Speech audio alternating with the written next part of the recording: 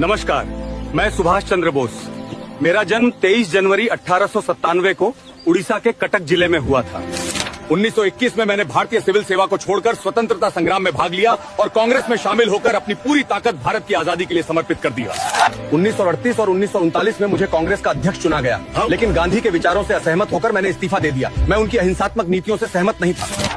फिर 1939 में ही मैंने फॉरवर्ड ब्लॉक की स्थापना की ताकि सभी भारतीयों को एकजुट कर हम स्वतंत्रता के लिए ज्यादा आक्रामक तरीके से संघर्ष कर सकें। 1941 में नाजी जर्मनी पहुंचा और 29 मई 1942 को मैंने जर्मनी में हिटलर से मुलाकात की, जहां मैंने भारत की स्वतंत्रता के लिए जर्मन समर्थन मांगा। 1943 में मैंने आजाद हिंद फौज की स्थापना की। ये सेना जापान के सहयोग से बनाई गई थी और इसका उद्देश्य भारत को अंग्रेजों से मुक्ति दिलाना था। 1943 में ही सिंगापुर में मैंने एक अस्थायी सरकार स्थापित कर ब्रिटेन अमेरिका के खिलाफ युद्ध की घोषणा की और अंडमान निकोबार द्वीप समूह को भारतीय क्षेत्र घोषित किया। 4 जुलाई 1944 को बर्मा में मैंने आजाद हिंद फौज के सैनिकों से कहा, तुम मुझे खून दो, मैं तुम्हें आजादी दूंगा। 1945 में जब अमेरिका को लगा कि वो जापान से नहीं जीत सकता, तो उसने परमाणु बम से जापान को समर्पण करने पर मजबूर किया, जिससे आजाद हिंद फौज के प्रयासों का भी अंत हो गया।